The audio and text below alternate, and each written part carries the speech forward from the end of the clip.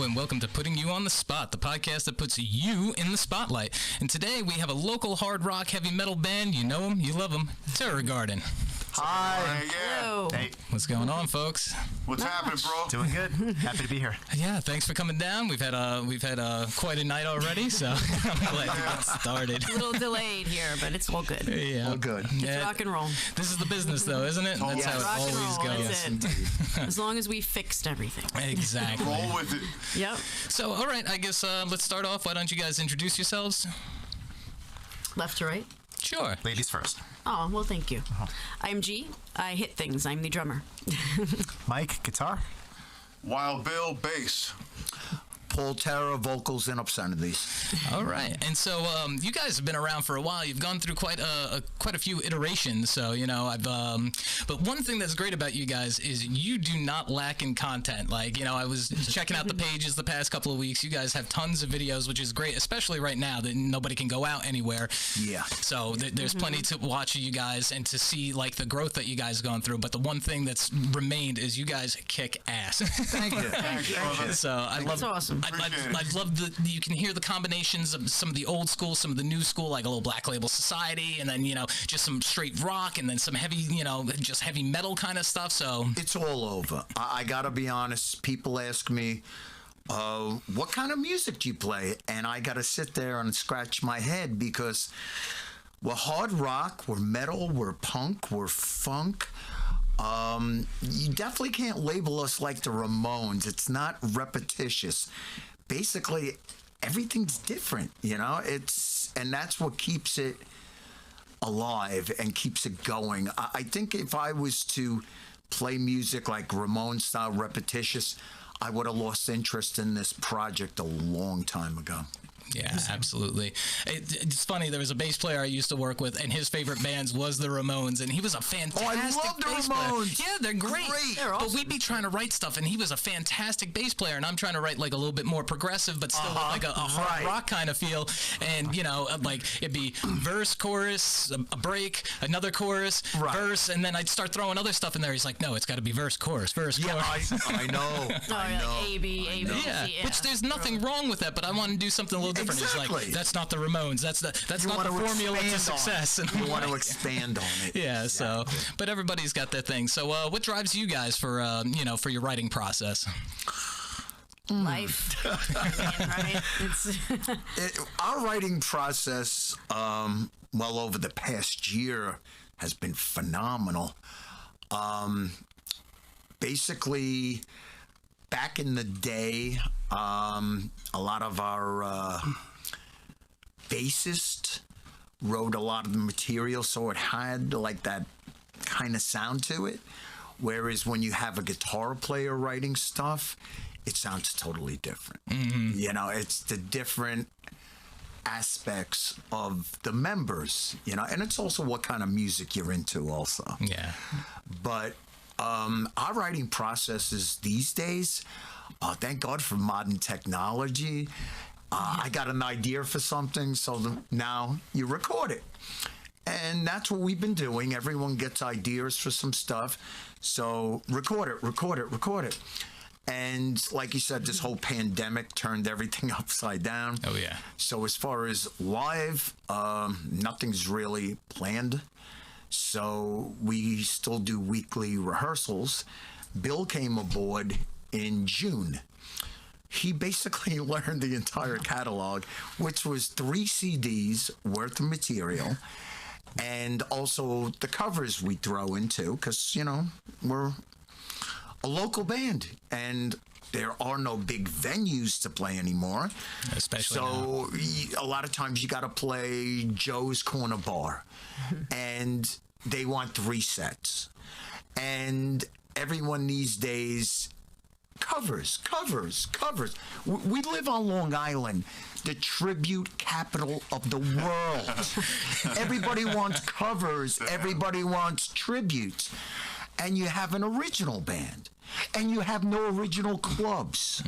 So you have to make do. You have to throw covers in to get your original music out there. Yep. I don't understand it. Like, you know, I guess, like, it's nice and comfortable. You're paying that $10 to get into the bar. You're going to be buying drinks and stuff like that. You want to hear stuff that you can sing along to. Like, I understand, but, like, haven't you got tired of listening to BAB all day long? You want to go out and watch, like, you know, four jack-offs go out and play the same songs you just listened to all day? If I had $1 for every time I sang Roadhouse Blues, I'd be sitting in a mansion right now. Seriously. It's like people are creatures of habit, and they want to go out after a long week of work, and they want to hear that everybody's jerking off this weekend, and they want to hear all this kind of stuff that New York radio throws down your throat. So basically, Journey, Billy Joel, everyone's on the Van Halen kick now that Eddie passed away. So when it comes to original music, everyone's like a little leery. It's kind of like you have the virus. Everyone's like, "Oh, original! Oh, what's that?" I want to hear. I want to hear Back in Black. Get the fuck out of here. Yeah, like it's you know, it's fun and I kind of get it, but there's enough bands doing it already. You listen to it all day. Don't you want to go out and see what your fellow people Something are like? new. Like, it's also a lot of musicians don't understand, like, you know, the non-musicians, the normies out there, just don't understand how much work goes into like writing stuff. They really don't. They just had this talk. They don't.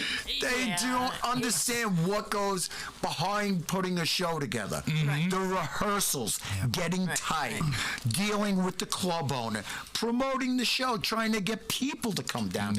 People don't even want to leave the house these days. Not that I blame them. Right now on Long Island, the whole corona thing is in full swing. I had 2 friends die this week from this corona. It's awful. So am I going to risk my life to go hear somebody sing Roadhouse Blues right now? No, I think I'll wait a couple months till the shit passes through and then go back out. So people are leery of going out to begin with. It's winter. All shows are inside. People are leery of that. Come springtime, we have outside social distancing and the vaccine for what it is, whatever. You want it, you don't want it. To each their own. But they're trying to at least bring live music back. You know, they have COVID sniffing dogs now too. I seen that. That's something else right there. And in China, they're giving you the anal swab. Exactly.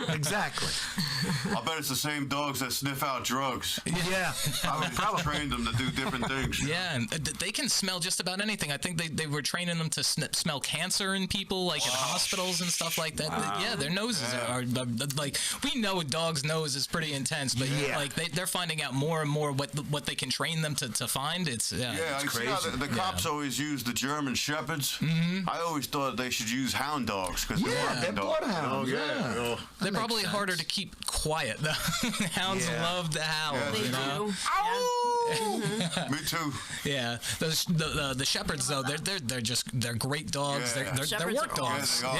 They're beautiful. We had a neighbor that had one, and luckily he had a big yard. That dog would be out there running laps for hours. He was terrifying. They don't stop. A couple of them will pull you on your sled. Yep. No doubt. So yes, 3 albums worth of material you guys got. You just put one out. What was it, last year? September. Last September. Oh, look at that, Mike. Keep it real. That's the. This is our CD, Keep It Real. I don't get involved. We recorded this just like the previous one at Crescent Sound Studios in Farmingdale. And we're very happy with this. Some really good material, some really good stuff.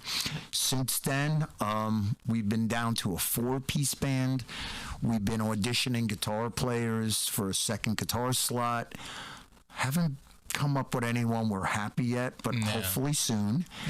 And I got to say, Mike playing 2 guitar parts, he really floored us. He really kicked ass on covering 2 guitar parts. Thank you, Paul. And especially because you got to cover for Johnny Wildchild, who's a madman. You know, he was with you guys last, right? Absolutely. Yeah. He was with the band for a long time. Yeah. And I played alongside him for about, I think, 3 years. 3 years. Wow.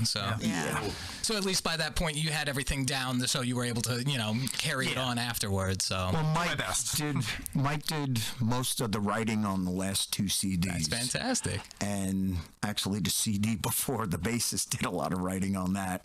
So that covered that, which was a good thing. So Mike already knew it because he wrote it.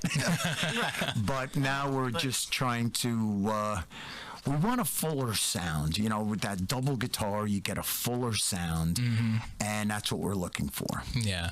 There's always, you can do the A-B kind of thing where you're running 2 amps at the same time, and you can set it to a different thing. I've seen guys do that, but it's still... Either that or the loop. Yeah, or the loop. Or you exactly. can do the loop. But doing the loop is kind of like a Def Leppard thing, where you're going to put all these vocals added and effects and instruments.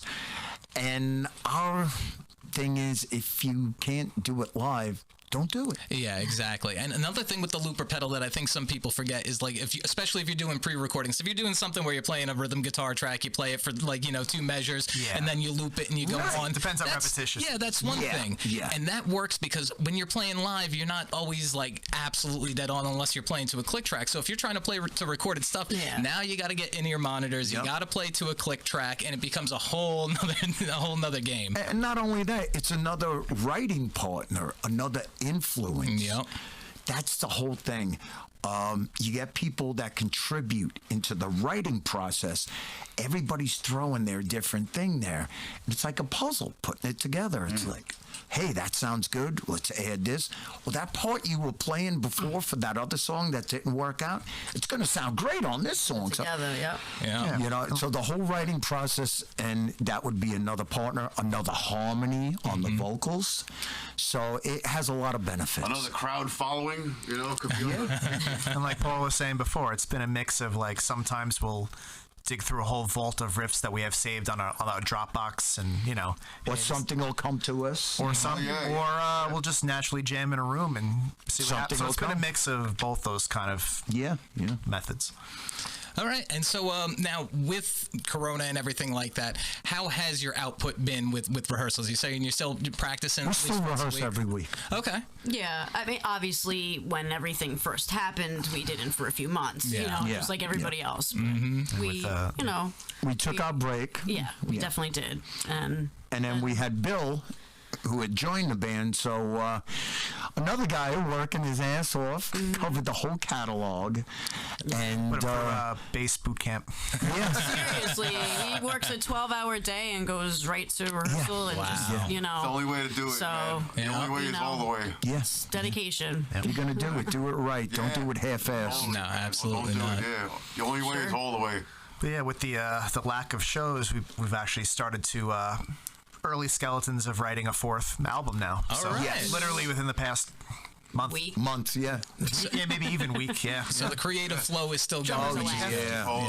What else are we going to do at this point? Exactly. Right now, you see who's going to put up and who's going to shut up. Because right now you got nothing else to do, and there's not a lot. There's either people that are putting out videos all the time. They're writing. You can see the growth, and then there's other people that just dipped off. It's crazy. Kinda. Either that or they're working on their cover songs. Yeah, there's that. Which don't get me wrong, that can be fun. nothing wrong with Covers are great for money.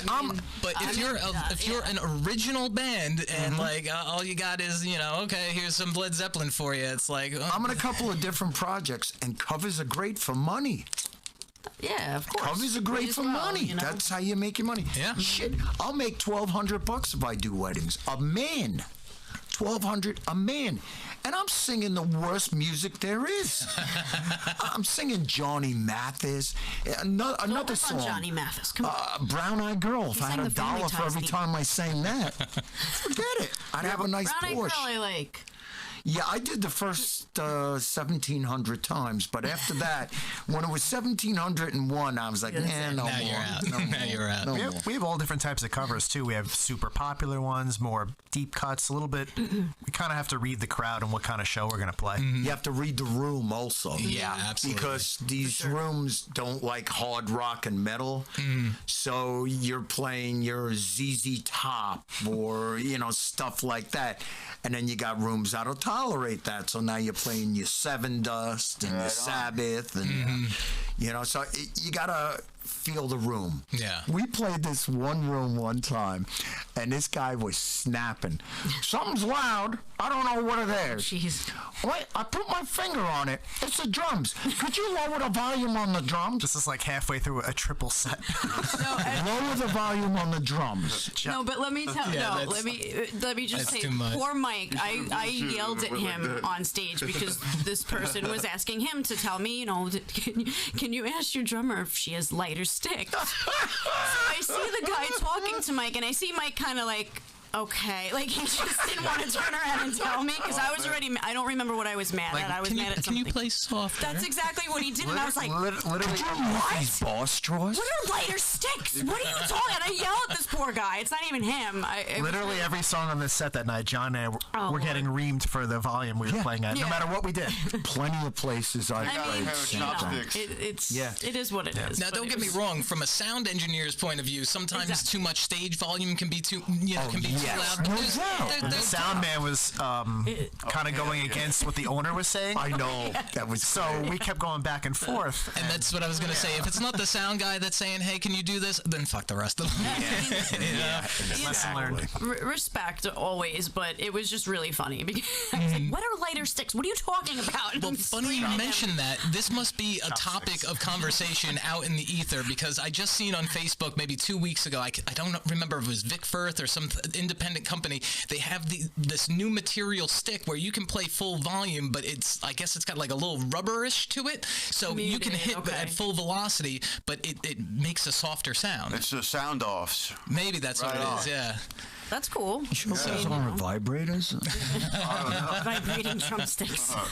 So, but again, that must be a topic of conversation. Or like we had a band in here, Wretched Dominion. They're from the Bronx, and so when they're trying to rehearse, like the drummer was saying, even if I'm using an electronic drum kit in my apartment, Right. people are still banging on the wall. You're too loud just from the sound of Hitting the pads. Yeah. People Thin don't realize how walls. hard drummers have it. You guys could plug into something and have headphones and Yeah. practice at 3 a.m. All can It's sing not anywhere fair. they want, so we can just really put our is. volume super Our low. instruments don't take up Us much room drummers, either. we Like get your picked instrument on. takes up a Yep. whole lot of room too. Yeah. You need a lot of space. It's Again, people have no idea what it takes. If they're not a musician, they have no idea. Even like as far as some like the crazier metal stuff, there's some stuff that's even a little too extreme for me. I like everything from like soft rock to the hard rock. I Right. like even Yeah, I pop like that music, too, all man. that. Yeah. But like some of my mother, she likes hard rock, and then I play her something with like a little death metal kind of sound to it. She's like, oh, that's just noise. I'm like, you know what it takes to play guitar. Do you understand how much technicality it takes to play those riffs? Yeah. coordination and everything. Until you try. Some people do have it and they don't realize it. But Yeah. when you try, they're like, oh my God. Like it looks like fun. It is, but you got to be able to kind of do it, and they don't understand that. Yeah. But So that's why we do it. As far as practice, what's your guys' practice style go? Do you you go in and you do like, okay, we're gonna work on a couple of our regular songs, and then you start writing, or is it just kind of like a in and out kind of thing as it comes? Depends. If a show comes up, we'll come up with a specific set list, practice it, and maybe if there's some leftover time, let's try to bounce some new original ideas around now. All right, let's go back to the toughest 2 songs in the set, plow through them, build up stamina at some rehearsals. Then there's other rehearsals where we're just writing because there ain't no shows coming up. So we're just kind of like just collaborating riffs and everything and scribbling on paper and just stuff like that. So, yeah, it depends. It's different every time. Okay, yeah. And you guys have an amazing catalog to choose from. So, I was listening to some of it early today. What was it? Learn to Drive? Yeah. Oh, man, that song has got...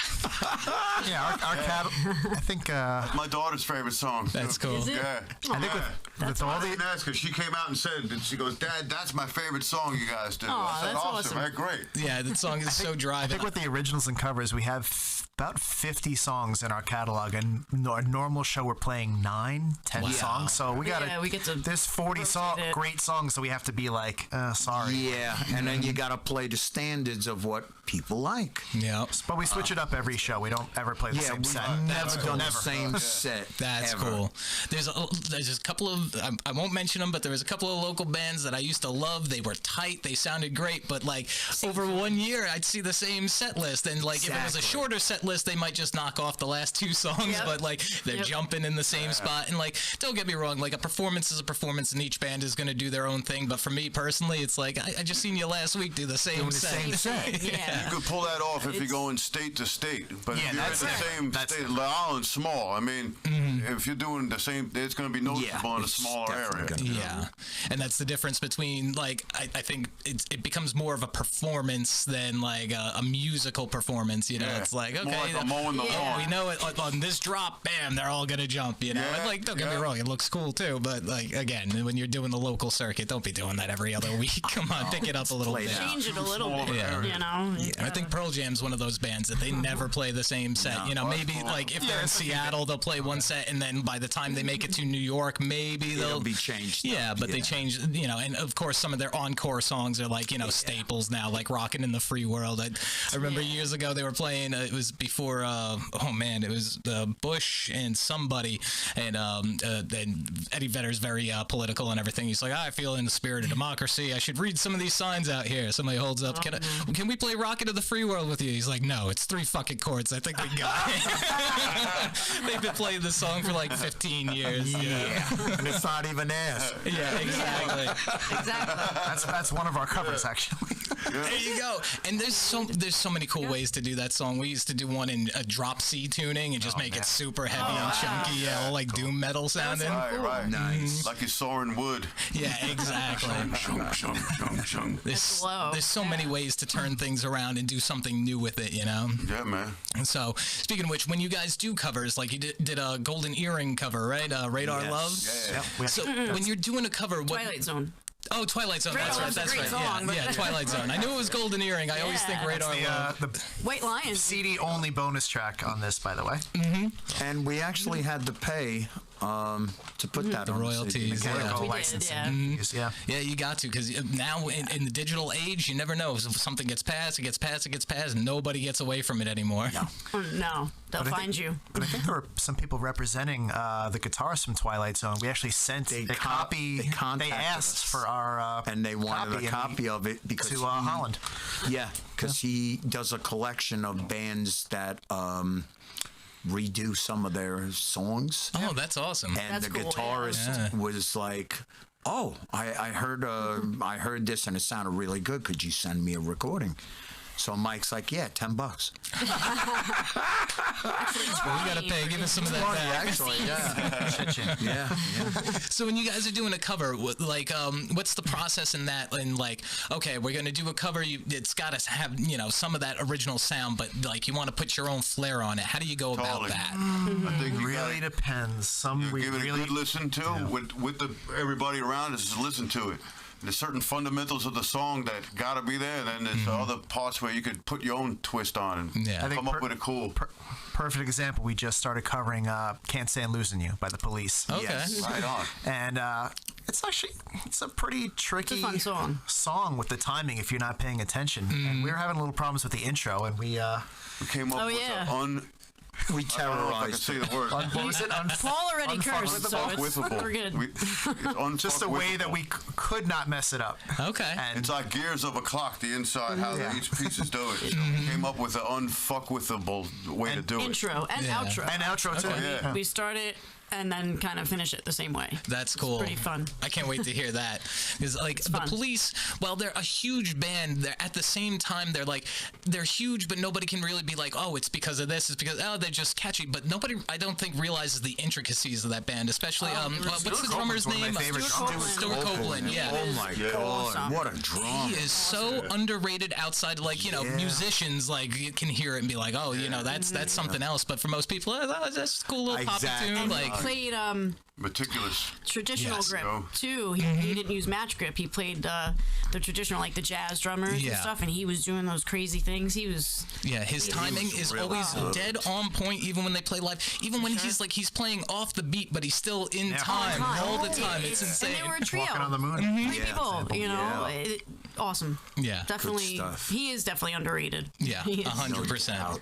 I think he was on what was that show? Storage Wars. One of the guys, the eccentric older guy. Right. He found a symbol in a storage unit, and he's like, "I'm going to call up my buddy Stuart Copeland." I'm like, "What?" Yeah. That's awesome. And Stuart, Well, that guy used to be answered in the the phone. music industry.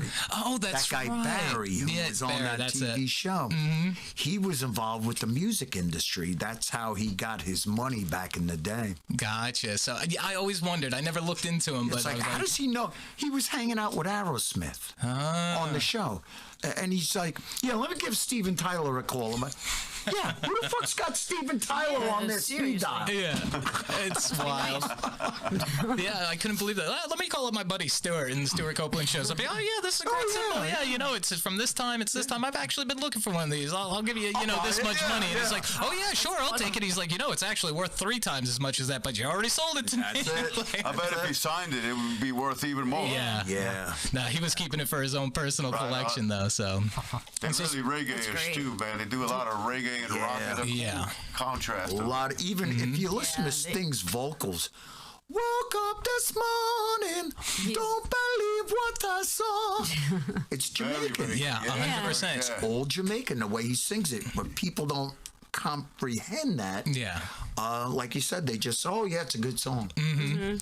But again, they don't understand the intricacies, and they were like one of the first like white boy bands to really like start like transferring, the reggae sound. Yeah, exactly. Well, actually, The Clash before them. Really? Oh yeah. I guess I would say Listen to that. Around the Clash same time. albums, and you'll be like, holy shit, these guys, you listen to a Calling. lot of their stuff, and it's all Jamaican. Wow. Would you say London Collins like that? No. Nah. No. They had their, fill of rock and punk, but Wow. That's all there I was a knew. lot of reggae in there. I'm If you surprised, ever man. listen to old Clash albums, Nah, I never you're heard. like, oh shit, these guys were like before the time. Yeah. And definitely led into the ska movement, in the 80s, which then really picked up in the 90s, with like Mighty Mighty Boss Tones, Sublime, all that kind of stuff. So, Fishbone yeah, Fish. I totally forgot about Fishbone. Good man. I opened up for them No shit, actually. man. Where, Spit? At Sundance. Oh, wow. Sundance. That's one I never got to go. I guess I just missed it by the time I started getting into shows. Actually, the first shows I started going to see, I was 13, sneaking in the back door to the Harry Lemon. Oh my God. Oh, wait, why do I remember that We place? played there, Gina. That was in Selden. That's now Yeah. Brody McKay's. Okay, same location, Yeah. right? Yeah, Same- yeah. Okay. So I remember the name of it. seeing like Exciter and like my God. all those bands back then. Tiny. So yeah, yeah, sneaking in the back door. My friend's dad, he knew the owner, so like as long as he sits in the corner, and I'm like, Yeah, so, no one else see him. yeah. Oh, my mother doesn't see this. Yeah, Hey, So speaking of which, Paul, you've been in numerous projects. I've been seeing you throughout the year. So what project number is this anyway? Oh, this is my number one project. There you go. All right. he This says is that to my- everybody. No. This is my baby. I created this with Gina. Me and Gina, this is our baby. Funny story. My band before the Sister Blind, it was coming to an end, and we're in a rehearsal studio, and I hear this band next door, and they were fucking atrocious, but the drummer kicked ass. I'm like, who the fuck's playing drums on it? This fucking, the singer can't sing for shit. That band didn't last very long. Yeah, the bass player's out of tune. I'm like, so I stick my head in there, and I'm like, I've seen Gina around, but I really didn't know her. So I said, well, I got to introduce myself because I got to start a band with this girl because this fucking girl kicks ass on drums. I don't look at her as a female, male. I look at her as a drummer. She's my sister now, but at that time she was a drummer. And me and her hooked up. She was just, her band was... people had were moving out of state, and the band was, going through some stuff. So me and her hooked up, and it took us a little while to find, the right members to get it started. And then once we started, it was full throttle. Yeah.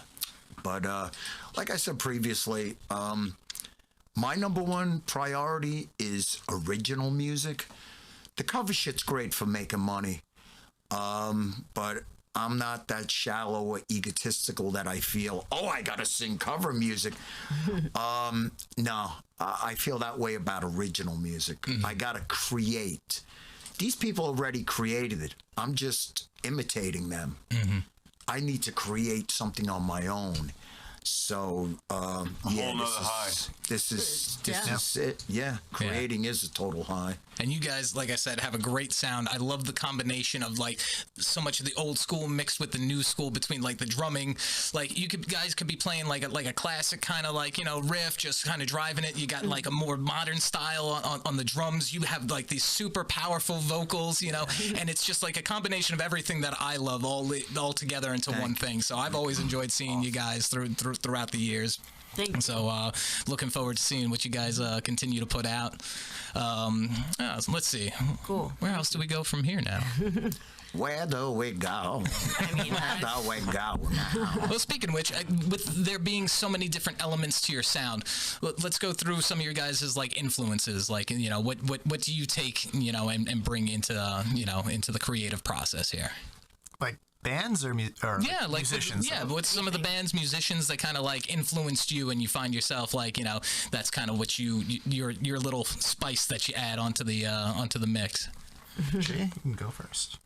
Well, I could be here for hours, but I huge fan of Tommy Lee, John Bonham, Morgan Rose from Seven Dust, Gina Shock from the Go-Go's, Joan Jett was a huge influence. If you look at my CD collection, I'm bipolar. Like, you'll see like Anthrax, Butcher Babies, and then you'll see like Melissa Etheridge, you'll see Ani DeFranco, you'll see Salt and Pepper, and then I'll have like Slayer. I really obviously rock and metal is my, some of the newer bands. I love Hailstorm. I mean, they're not even new; they've been around for over 10 years now. But Butcher Babies are awesome. Seven Dust is a huge, Pantera and Go-Go's, I'm all over the place. And there's nothing wrong with that. You go through like my MP3s and stuff like that. I got everything from like 1920s bluegrass music to like Periphery and death metal.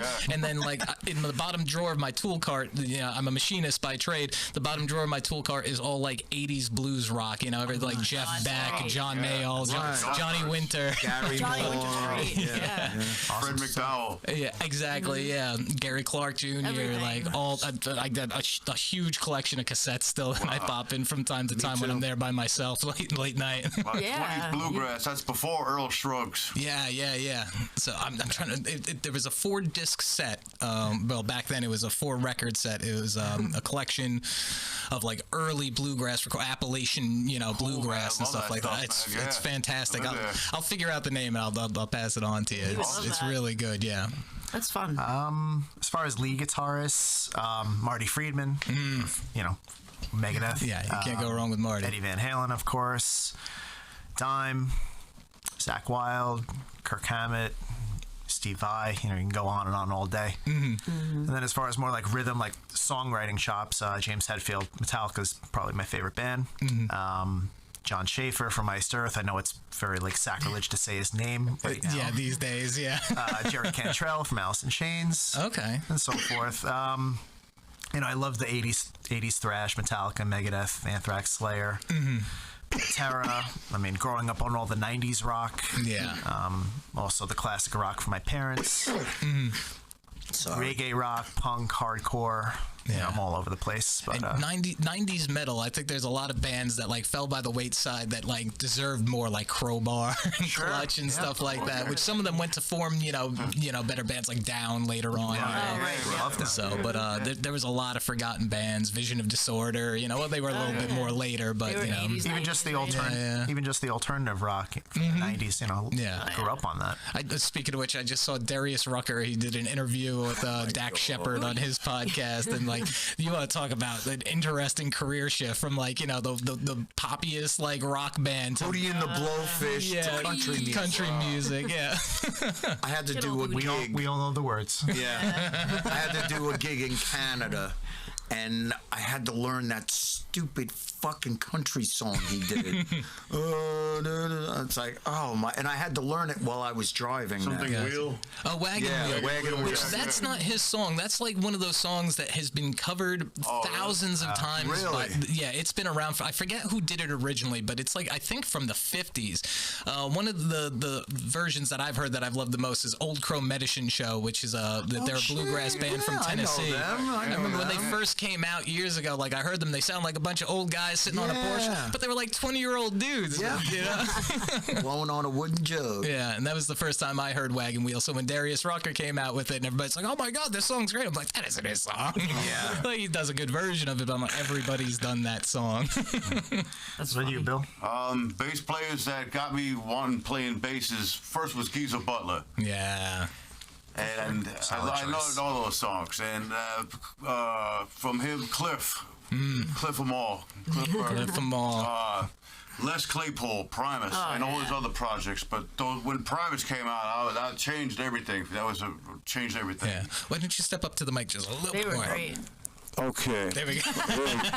Les Claypool and Flea from the Chili Peppers. I enjoy his work. As far as bands I like to listen to, the Melvins, Butthole Surfers, Ween, Dixie Chicks, Slipknot, Mudvayne. I'm whatever mood I'm in, you know. Yeah. Okay, that's good. You know, and my roots is country. Then when I was a teenager, I started to play all kinds of punk rock, and that got me into rock and roll. It was Motorhead, Misfits,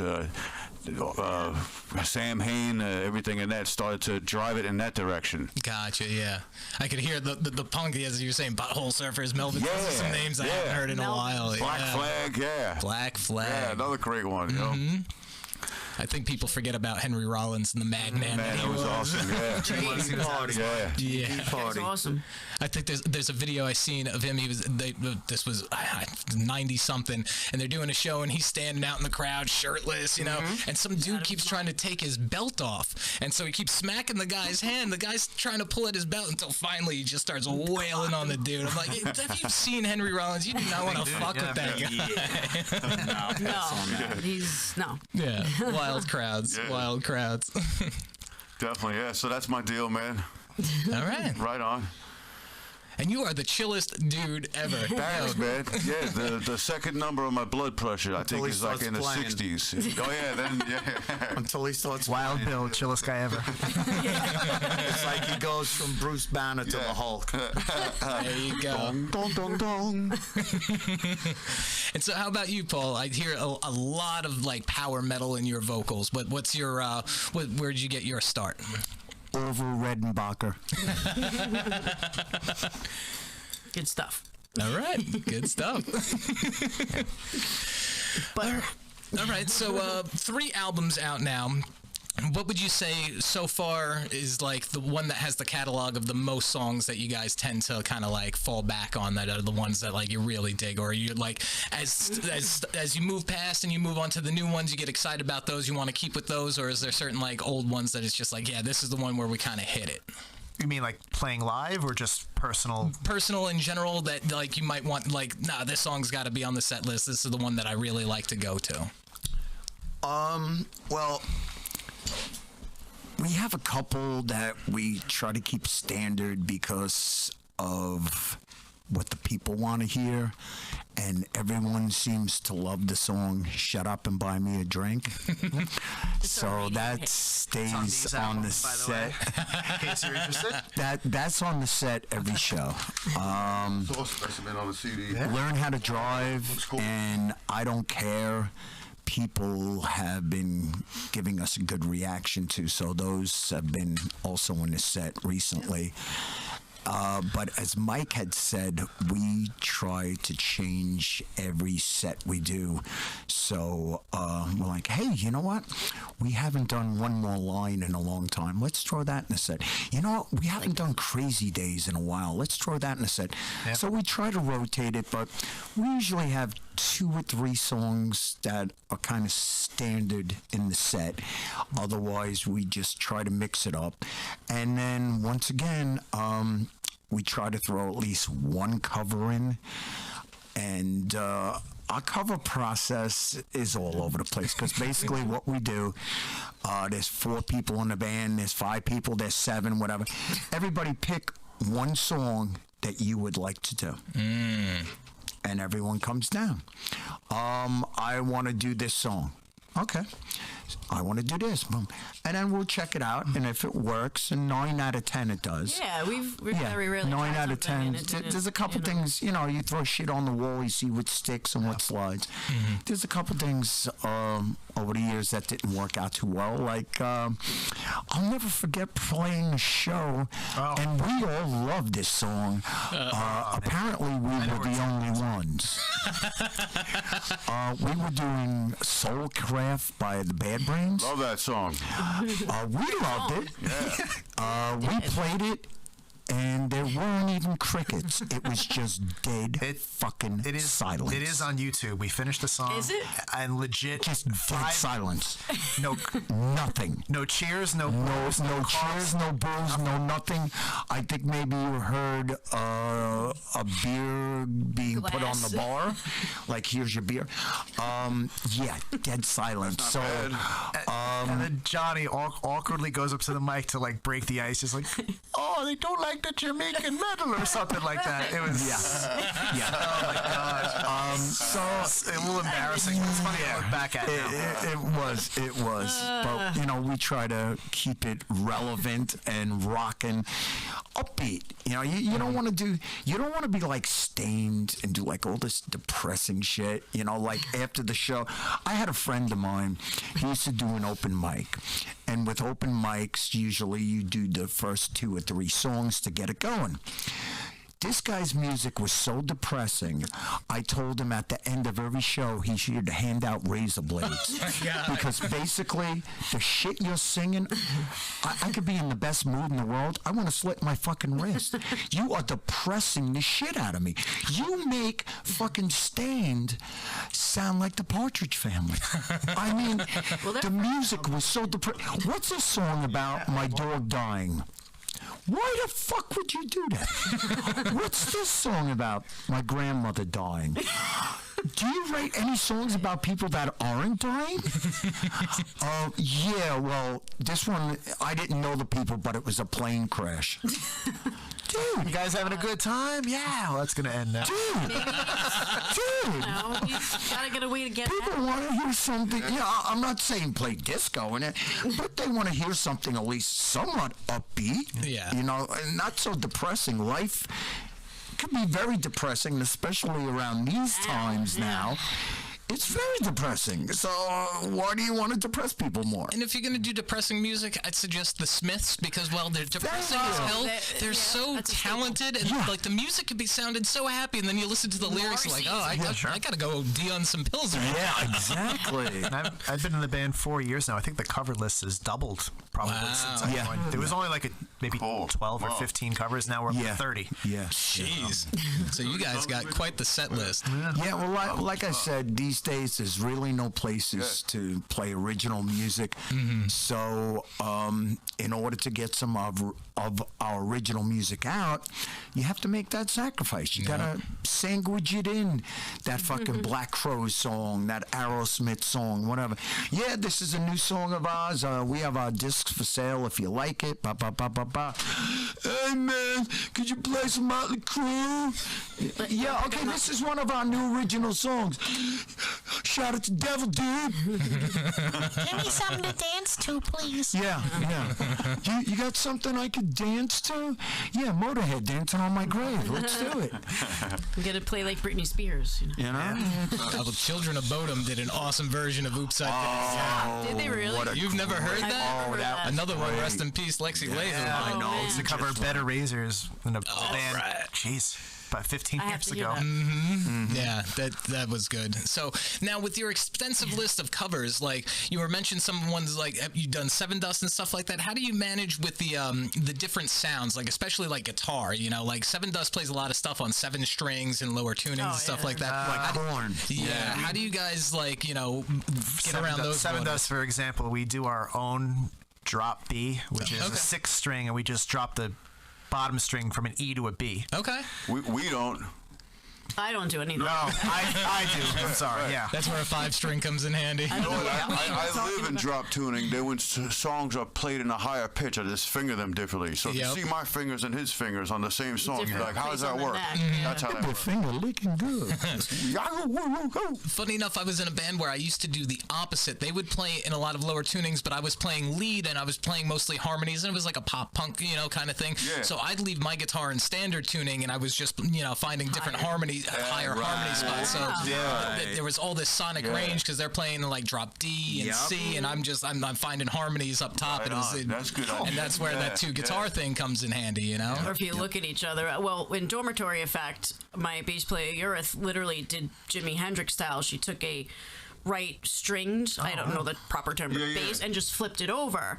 So her low string is like where the high string would be. So when we were writing stuff, like Meredith would be like, like it's just funny because like she's like opposite, and it was crazy to watch her. Still to this day. I don't know how people do that. It's- There's a she's guy awesome. that fixes guitars not too far away from here, and I brought a guitar to him once, and same thing. All of a sudden, he just flips it lefty, and he's playing it. Like, It's wild. I'm like, how do you do that? He's like, how do you Right. play guitar? That's what Crazy. Oh, Yeah. Yeah. See, at least with Hendrix, like there was no lefty guitars, but he still strung it properly. But to play it Exactly. completely upside down, She just crazy. yeah. Tuning pegs upside down. Yeah. Yeah. Right. Oh yeah, it's crazy. You gotta watch her. yeah, that's Here's wild. another guy that made me want to play music when I was a kid. I just would see his videos. I was like, wow, that dude's wild, man. Hendrix, Hendrix, Yeah. amazing.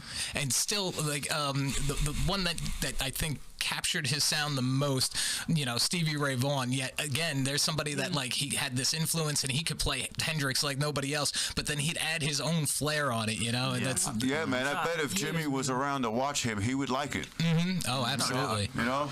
And then I'm curious also about here we go back to Pearl Jam again. Mike McCready, he's a huge Hendrix head. So like even one of their early songs, Yellow Ledbetter, all the riffs are that's one of their best. But all the riffs you can hear it. It's totally Hendrix, influence. all Hendrix. He's is doing even the true. thumb over and all these weird Hendrix chords and stuff like Even the that. Mad Season album he did. A lot of that on there also. Yeah. Wow. Yeah. Oh, wait, That album. Temple, well, both of them, right? Temple Mad of the Season Dog? and Temple. Temple of the Dog, yeah. Cool. People forget Mad Season. That was with Lane Stanley, right? Yes. That was I an love- amazing album. I love That's one of our covers. the version of that John Lennon song they did, I Don't Want to Be a Soldier.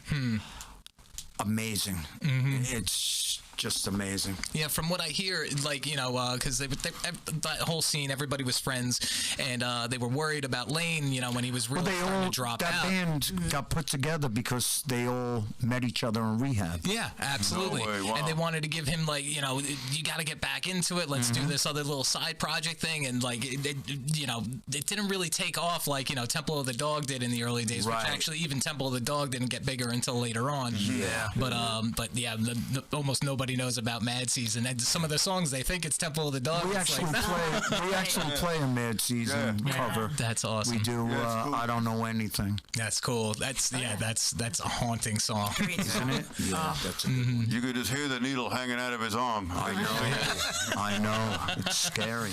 Yeah, it's freaking 2020 is gone. 2021 is here. Yes. So we're hoping things open back up. When things do start to open back up, are you guys ready to get right out? Or are Absolutely. You gonna, okay. Hell yeah. All right. Yeah. So now the next question is, where's it gonna be? Everything is closing. How do you changed guys feel about everything. that? We're going to do what we did last year for our CD release party, and that is rent out a park. Yeah. Last year, we got a fun. permit, and we had no place to do our CD release party. So we said, screw this, we're doing a CD release. So we got a permit, and we had a big party in the park as a CD release. Yeah, I saw the video. Lots of people there, social distancing, barbecuing, having a great time. And actually, I think we're going to do that again this year in May. That's a great idea. It's going to be awesome. Yeah, a lot of fun. It was a lot of fun. Yep. My biggest question is, he made the cardinal sin. You know what? I probably didn't turn off my phone either. So We got the fire alarm. Yes. So when you guys did that, because how did you power that? You know, I was curious. I was like, Generator. Really? I didn't hear a generator or anything in the background. Exactly. So you guys did good. You got one of those quiet ones. There's this production company that I've worked for, and we did this big thing out in the Bronx, and they had these giant battery cells. No, not even a generator, battery cells. Like they were these giant blocks that were batteries, and I think we had 4 blocks taped off, and we had some Sony VRX 900s, and we had 4 of them per block, and we had the front of house somewhere in the middle. It was over by Arthur Avenue, and it was at the New York Pizza Festival, and so they had a DJ and a stage and everything, and we ran everything off of 2 of these power cells for 3 days. Wow. Yeah, so but I asked him, I was like, how much do one of these things cost? He's like, don't even. Yeah, I could imagine. We didn't even buy it, we rented it. Yeah, but after you rented 10 times, you might have been halfway there buying it, That's right? a good point. Exactly. That's a good point, but I would love one of those things. So, but again, we were just powering some speakers. It wasn't like a full band. There was a DJ and stuff like that. But yeah, 3 days it was out there, you know. And it was fantastic. So I guess technically 2 days, because you had half of the first day, half on the last day, and then set up, breakdown, all that. So yeah, so outdoor gigs. That's I can't wait. Like I would love to get back out to going to shows. I would like to take this podcast out on the road. There's so many bands that are just chomping at the bit. Even comedy, comedians are dying. That's one thing I don't understand. Like you could go out to a bar or something. There's limited seating inside and stuff like that. You can go and hang out, and some of them have had bands now and whatnot. But like comedy was shut down. Like comedy clubs, like you could go in and watch the TV, but you can't have a guy on stage telling Broadway too. Yeah. Broadway got slammed. Doesn't make fucking sense. Everything, and then they close at 10 o'clock because the virus comes out at 10:01. Yeah. What time is it? Yeah. It's out. Is it out now? It's 10:23 right now, so the virus is Ready to out. go. So right. guys, watch when you walk out. Yeah. It's all over. I also do a radio show, Double Trouble Radio. It's on iRadioUSA.com. And trust me, there is billions of original bands from all over the world with some great music, but we'll never hear it. And it's a sin. I have gotten over the past 6 months over a dozen bands from New Zealand sending me their stuff. Every single one of those bands should have been signed because they were phenomenal. I've had bands from Japan, all over the world. There is so much great music out there, but all we hear is Journey and Billy Joel and that kind of stuff. Yeah, I don't understand. So we're just another victim of that. Computers, the internet, it's a kiss and a curse. Yep. It killed the music industry because now you got people making CDs out of their basement. Everybody's musician. Nobody gets signed. Back in the day, Prince got signed for $50 million. When do you hear it? You don't. No. It's over and done. So that kind of killed the music industry, but it also introduced a lot of bands. Yeah. If you go on YouTube and this and that and that. So, yeah, that's where it is now, but let's get to rocking some music. Yeah. All right. So let the people know, first off, where they can find your music. Sure. Well, Go ahead. Come on. Guess what? we got 3 albums. You had the marketing, Specimen Cup, the debut. which I love that title. Thank you. Karma and Chaos. And the newest one, Keep It Real. You'll hear a little bit from everything tonight, actually, technically. Yeah. Look how ahead of its time it is with the mask on this one. I mean, no one was even no one was even thinking that. Yeah. We knew 5 years ago. We do sell the actual physical CDs. You can just message us on social media, and we'll gladly, Michael deliver them personally to your house. Yes, even if you're in Afghanistan. To your house, actually. Young Buck. Yes. Buck Youngins. Buck Youngins delivery. Buck Youngins delivery service. But if you're more interested in the digital releases, we have iTunes, Amazon, Spotify, even Napster. Yeah. Tidal. Wait, Napster? Yeah. Wait, they're still around? It's still around. Yeah. Holy And then we shit. got Facebook, Reverb Nation, Instagram, YouTube, Twitter.